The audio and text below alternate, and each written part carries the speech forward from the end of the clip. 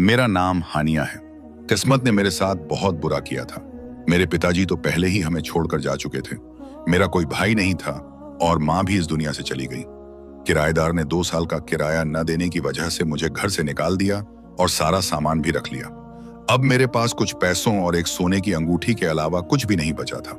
मैं एक बहुत ही घनी आबादी वाले इलाके में चली गई, जहां पर मैंने घर लेने की बात की। और ये घर मुझे बहुत ही पुराने जमाने का लगा। वही पुरानी कंस्ट्रक्शन जो शायद भारत पाक बंटवारे से पहले की थी। मुझे यह घर देखने में बहुत ही जर्जर और पुराना लगा, इसलिए मैंने बात की। मुझे अंदाजा था कि इसका किराया कम होगा और यह घर मुझे आसानी से मिल जाएगा। यह घर एक औरत का था, इसलिए मेरी बात समझ गई। मैंने कहा कि कोई है नहीं मेरे साथ, तो वह कहने लगी कि घर तो मैं तुम्हें दे दूंगी, लेकिन तुम अकेली लड़की हो, कल को कोई मसला हुआ तो। मैंने उसे यकीन दिलाया कि ऐसा कुछ नहीं होगा।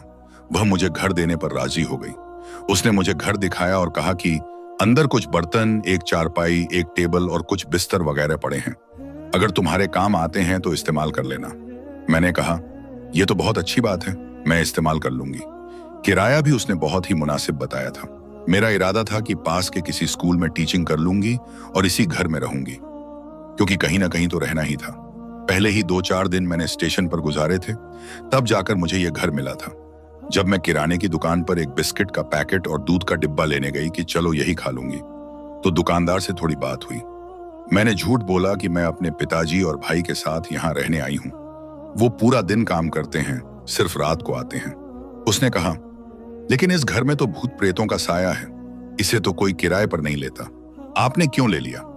अब मुझे समझ आया कि उस औरत ने मुझे ये घर इतने सस्ते में क्यों दे दिया।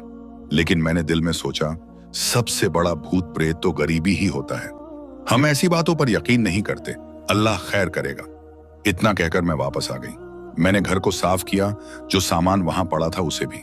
वाकई वहां से मुझे एक चारपाई, एक बिस्तर, कुछ बर्तन, पानी भरने के लिए बर्तन, झाड़ू और छोटी मोटी चीजें मिली जो मेरे काम आ सकती थी। मेरी एक दोस्त से भी बात हुई थी। वो कह रही थी कि कल आ जाना इंटरव्यू के लिए, फिर तुम्हें नौकरी पर रख लेंगे। मैं बहुत परेशान थी। रात का वक्त था, अल्लाह से दुआएं कर रही थी। किराने वाले की बात मेरे दिमाग से गुजर चुकी थी। बात की ज्यादा फिक्र नहीं थी, बस मुझे अपनी जिंदगी की फिक्र थी। अकेली कैसे रहूंगी? मैंने झूठ बोला था कि मेरा पापा और भाई मेरे साथ हैं। रात होती तो मैं अपने मोबाइल पर किसी मर्द की आवाज की रिकॉर्डिंग चलाकर दरवाजे के पास खड़ी हो जाती, ताकि अगर कोई बाहर से गुजर रहा हो तो उसे लगे कि यहाँ कोई मर्द भी है। किराने वाले की बात दिमाग में तो जरूर थी, लेकिन मैंने उस पर ज्यादा ध्यान नहीं दिया। मगर जब अंधेरा होता, रात होती, तो उसकी बात दिमाग में चढ़ जाती थी। मैं आसपास देखती, डरती, मगर सोचती कि डरूं या ना डरूं, मैं फिर भी अकेली ही रहूंगी। ना कोई आएगा मेरी मदद करने और ना कोई है जिसे मैं पुकार सकूं। ऐसे में मैं अपना दुपट्टा जमीन पर बिछाकर वुजू करके अल्लाह के सामने सजदा करती और नमाज पढ़ती। नमाज पढ़ने से मुझे बहुत सुकून मिलता था। मेरी दादी कहा करती थीं कि जिस घर में नमाज पढ़ी जाती है, वहां ऐसी कोई हवाई चीज नहीं होती। बस उसी ईमान के सहारे मैंने इस घर में दिन गुजारने का इरादा किया था।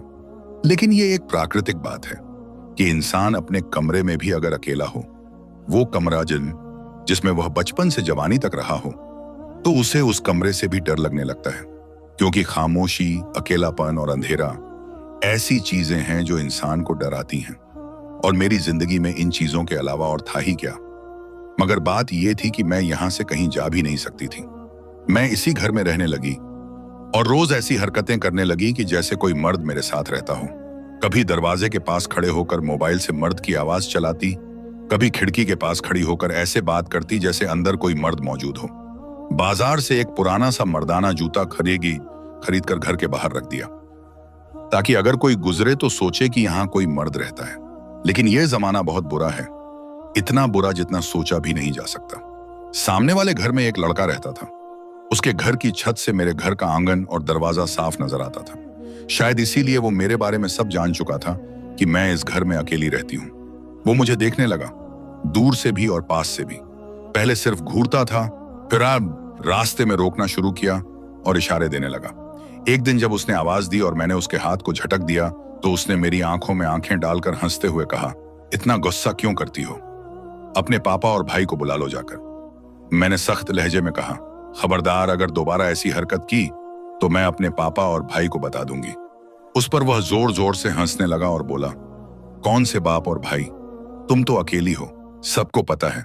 मान जाओ मेरी बात, मेरी बन जाओ, मैं तुम्हें सुरक्षा दूंगा। उसकी यह बात सुनकर जैसे मेरे वजूद में आग लग गई, लेकिन साथ ही एक अनजाना सा डर भी मेरे दिल में बैठ गया।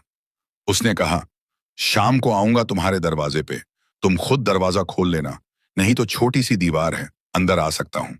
यह सुनकर मैं हैरान रह गई थी कि कोई इतनी हिम्मत कैसे कर सकता है, लेकिन मुझे याद आया कि मैं अकेली हूं और इस बात का उसे पूरा यकीन हो चुका है। मेरे दिल की धड़कन तेज हो गई थी। मैंने घर के सारे कोने चेक किए कि कोई ऐसी चीज हो जो दीवार के साथ रखकर उसे रोक सकूं, मगर कुछ न मिला। इस घर के दरवाजों में ताला भी नहीं था, सिर्फ बाहर की कुंडी थी जो इतनी कमजोर थी कि कोई भी आसानी से तोड़ सकता था। मैंने कुंडी को अच्छे से बंद किया और उसके सामने बैठ गई कि शायद मेरी मौजूदगी से कुछ सुरक्षा महसूस हो। रात गुजरने लगी, 12 बज गए। नींद मेरी आंखों से कोसों दूर थी, दिल में डर का पहरा था। जब अचानक दरवाजे पर दस्तक हुई तो मेरा शरीर कांप गया। मेरे दिमाग में पहला ख्याल यही आया कि वही लड़का होगा जो अपनी धमकी पर अमल करने आया है। फिर मैंने खुद को तसल्ली दी कि उसने तो कहा था कि मैं दीवार फांद कर आ जाऊंगा, तो दरवाजा क्यों खटखटाएगा। हिम्मत करके दरवाजा खोला तो जो मंजर सामने था वह मेरी तमाम सोचों से अलग था। सामने 3 आदमी खड़े थे, जिनके लंबे लंबे चौके थे, चेहरे पर दाढ़ी थी और आंखों में एक अजीब सा नूर था। वे शक्ल से बेहद खूबसूरत और शांत लग रहे थे। उनके हाथ में कुछ थैले थे, जैसे सफर का सामान हो। उन्होंने कहा, हम मुसाफिर हैं और शहर में नए आए हैं, हमारे पास रहने की कोई जगह नहीं है। अगर आप मेहरबानी करें तो हमें रात गुजारने के लिए जगह दे दें। उनकी बात सुनकर मैं हैरान रह गई कि एक अकेली लड़की 3 अजनबी मर्दों को अपने घर में कैसे रख सकती है। मेरा डर चेहरे पर साफ झलक रहा था। शायद उन्होंने पढ़ लिया, इसलिए उनमें से एक ने कहा, बहन डरिए मत, हम शरीफ लोग हैं, हम बस छत के नीचे रात गुजारना चाहते हैं, सुबह होते ही निकल जाएंगे। मैंने दिल में सोचा, अगर ये बुरे लोग होते तो दरवाजे पर खड़े होकर इजाजत ना मांगते। मुझे अचानक याद आया कि वो लड़का किसी भी वक्त आ सकता है।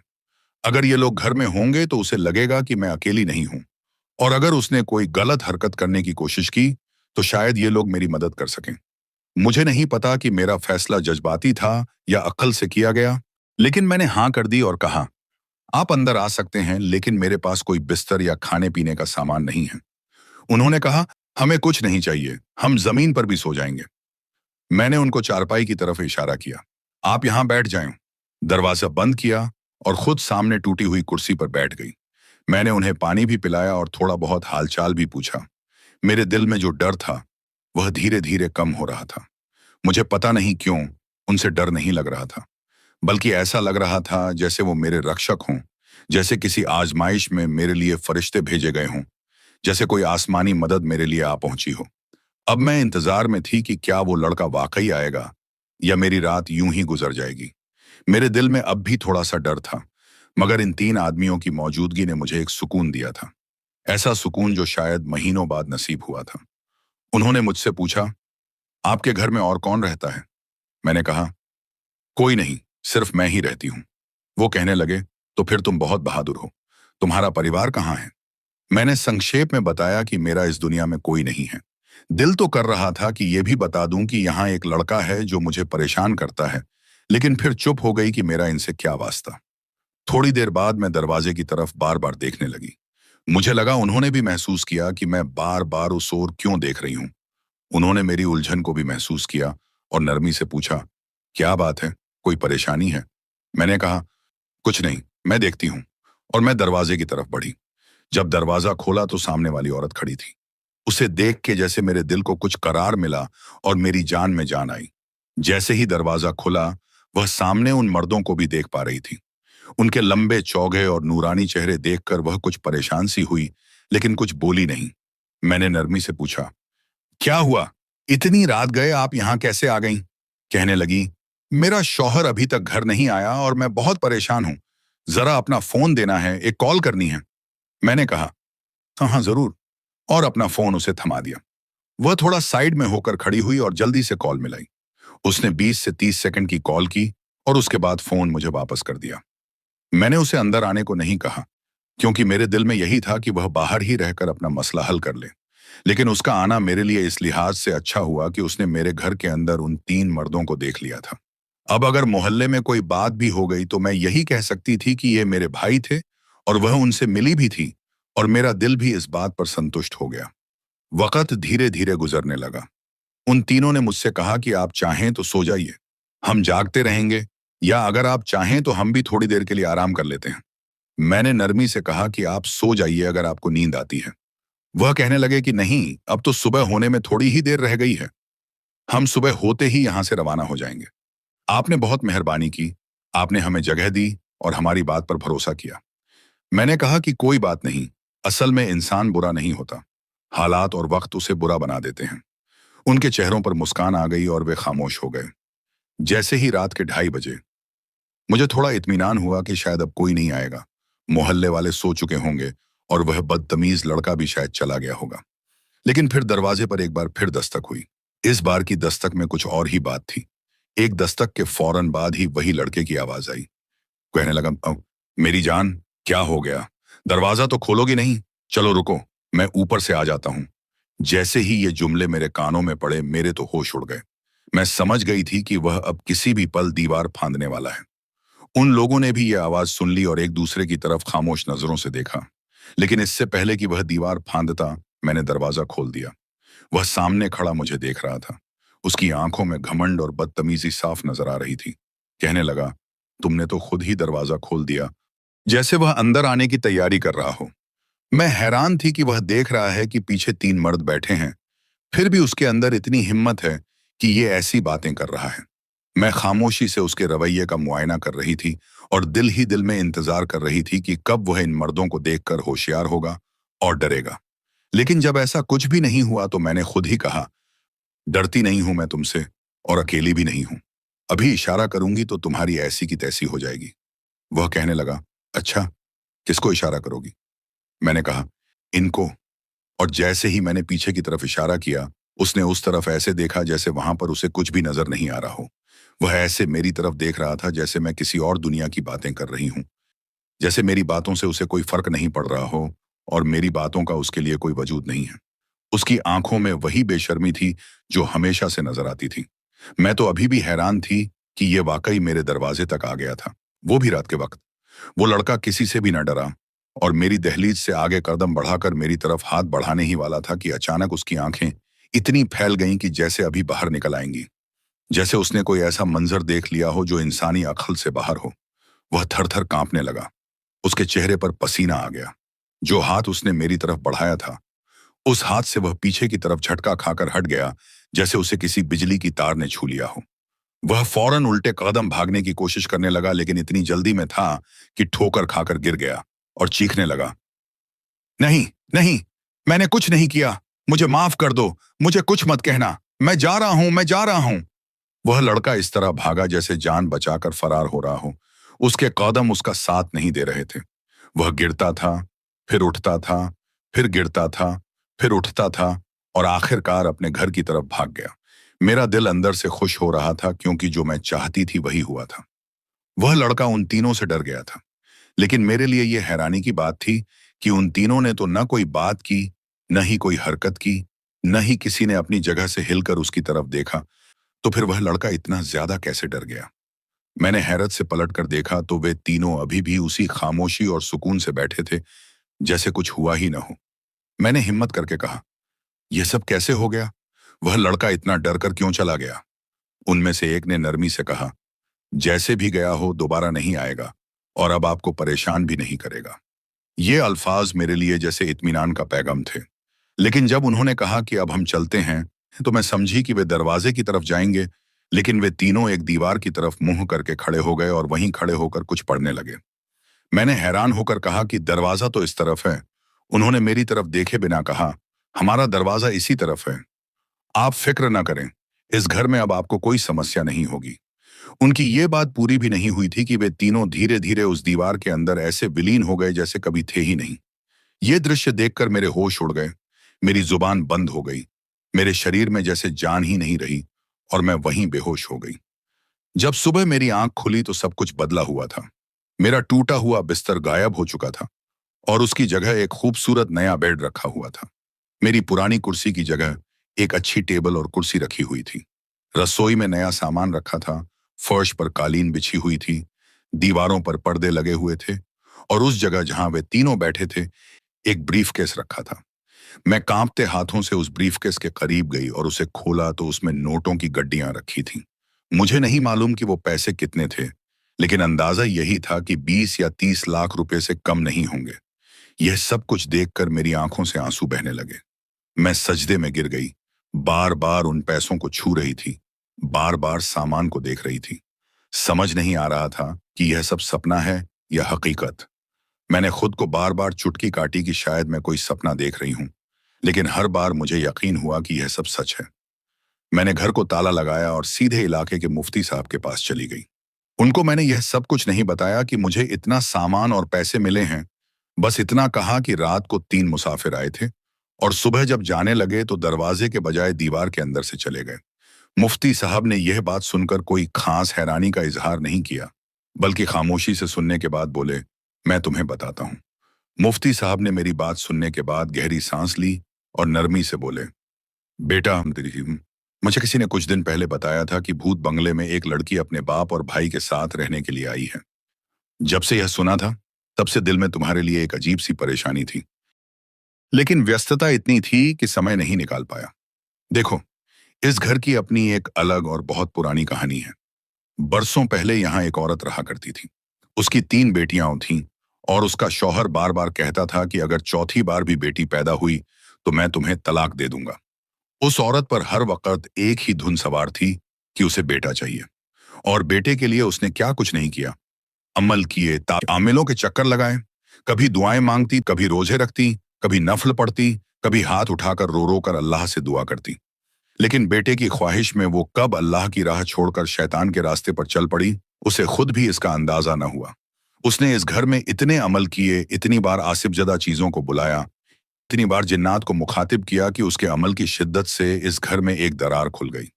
एक ऐसा पोर्टल, ऐसा दरवाजा जो इस दुनिया को दूसरी गैर मेरी अदृश्य दुनिया से जोड़ता है। और यही वह दीवार है जिसे तुमने देखा, क्योंकि उस दरवाजे का शारीरिक दरवाजा होना जरूरी नहीं होता। वह एक खास ऊर्जा के तहत खुलता है और बंद होता है। तुम्हारे आने से पहले भी यहाँ 2-3 परिवार आए थे। उनमें से एक औरत ने बताया था कि वह अपने 2 बच्चों के साथ कमरे में बैठी थी जब उसने अचानक देखा कि एक अरबी खानदान, एक औरत, एक मर्द और 2 बच्चे अचानक कमरे में प्रकट हुए और वे बिना कुछ कहे उस दीवार के अंदर दाखिल हो गए। वो औरत यह मंजर देखकर इतनी खौफजदा हुई कि अपना सारा सामान तक छोड़ गई और वह रातों रात यहां से भाग गई। उसका सामान मकान मालकिन ने बाद में बेच दिया और यूं यह घर बदनाम होता चला गया। कुछ और लोग भी आए, लेकिन सब कुछ अरसे के बाद डरकर या खौफजदा होकर चले गए। तब से यह घर खाली पड़ा था और फिर मोहल्ले में मशहूर हो गया कि यहाँ भूत हैं, जिन्नात हैं, साया है, और इसी वजह से कोई भी इस तरफ आने को तैयार नहीं था। और बहुत अरसे बाद तुम आई, लेकिन हमने सोचा कि शायद तुम अकेली नहीं हो, इसलिए अगर कुछ हुआ तो या तो तुम भी भाग जाओगी अपनी फैमिली के साथ या फिर तुम लोग संभाल लोगे, और अगर तुम्हारे साथ कोई बुरा वाकया पेश आता तो हम तब आते। लेकिन तुम्हें कोई नुकसान नहीं पहुंचा। यह अल्लाह का खास करम है। मैंने आहिस्ता आवाज में कहा, नहीं, मुझे तो कोई नुकसान नहीं हुआ, बल्कि जैसे कोई मेरी मदद करने आया हो, जैसे कोई मेरी हिफाजत पर मामूर हो। मुफ्ती साहब ने जरा सा मुस्कुराकर कहा, वो जरूर मेहमान होंगे, मुसाफिर थे, इस दुनिया से उस दुनिया के मुसाफिर। तुम्हारे पास पनाह लेने आए होंगे, और अगर तुम्हें कोई नुकसान नहीं पहुंचा तो तुम्हें चाहिए कि अल्लाह का शुक्र अदा करो और खुशी मनाओ कि उसने तुम्हें अपनी पनाह में रखा। इस वाक़े के बाद मेरे दिल में एक अजीब सी बेचैनी रहने लगी। हर लम्हा यही सोचती रही कि अगर उनकी जगह कुछ और आ जाता, अगर उनकी नीयत वैसी न होती तो मैं क्या कर लेती। मुफ्ती साहब की बातें मेरे जहन में बार बार गूंजती रहीं कि वो दरवाजा अब भी खुला हुआ है, वह दरवाजा जिससे कोई भी आ जा सकता है। यह बात सोचकर ही मेरी रूह कांप जाती थी। यह सच था कि मेरे साथ किसी भी प्रकार की कोई ज्यादती नहीं हुई थी, न ही उन्होंने मुझे कोई नुकसान पहुंचाया, बल्कि उल्टा मेरी मदद की, मेरी जिंदगी बदल दी। लेकिन यह भी सच था कि वे इंसान नहीं थे, वे हवाई मखलूक थे। उनका हर काम, उनकी हर बात आम इंसानों से बिल्कुल अलग थी। जब भी वे आते थे, माहौल में एक अजीब सी खामोशी और ठंडक छा जाती थी। अब मैं इस सच्चाई के साथ रोज नहीं जी सकती थी कि मेरे घर की दीवार में एक रास्ता है जो इस दुनिया को किसी और दुनिया से जोड़ता है। और यह भी मुमकिन है कि कल को कोई और आ जाए जो इतना मेहरबान न हो जितने वे थे। इसलिए मैंने फैसला किया कि अब मुझे इस घर में नहीं रहना चाहिए। उनकी दी हुई दौलत, उनकी इनायत मेरी जिंदगी बदलने के लिए काफी थी। अब मुझे एक नई शुरुआत करनी चाहिए, डर के, बिना किसी अनजानी मखलूक की मौजूदगी के खौफ के साथ। मैंने उनका दिया हुआ सारा सामान एक एक करके जमा किया। बेड, पर्दे, बर्तन, कपड़े और सबसे आखिर में वह ब्रीफ केस जिसमें पैसे थे। मैंने इन सबको एक ट्रैक्टर में लदवा दिया। जब मोहल्ले के लोगों ने यह मंजर देखा तो सब हैरान रह गए। उनकी नजरें मुझ पर ऐसे थीं जैसे मैंने कोई खजाना लूट लिया हो।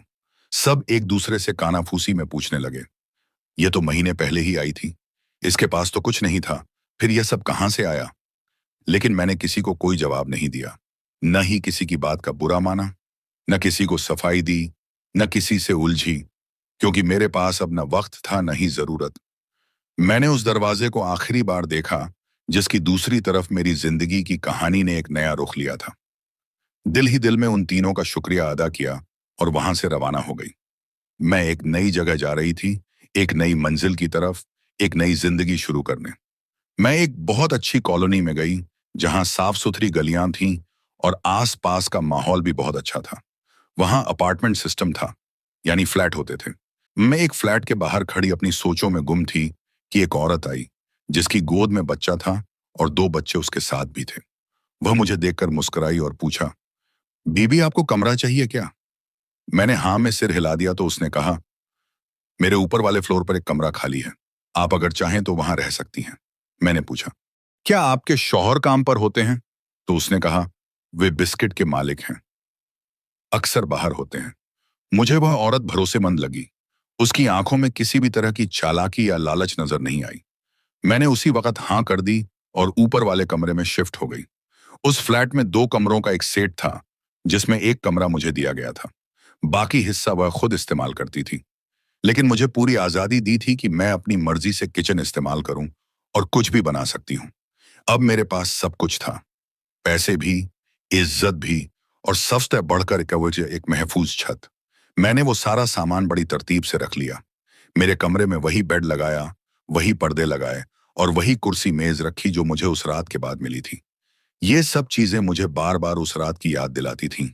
लेकिन इस बार वह डर नहीं था जो उस घर में था, बल्कि एक शुक्रगुजारी का एहसास था, जैसे मेरे साथ कोई बहुत खास वाकया हो चुका हो जिसने मेरी पूरी जिंदगी का रुख बदल दिया हो। इसके बाद मैंने करीबी स्कूल में दरख्वास्त दी, क्योंकि तालीम मेरा शौक था और मैं पहले भी पढ़ा चुकी थी। इसलिए मुझे फौरन वहां नौकरी मिल गई। अब मेरी जिंदगी मुकम्मल हो चुकी थी। मेरे पास इज्जत की रोटी थी, रहने के लिए महफूज छत थी और सबसे बढ़कर दिल का सुकून था।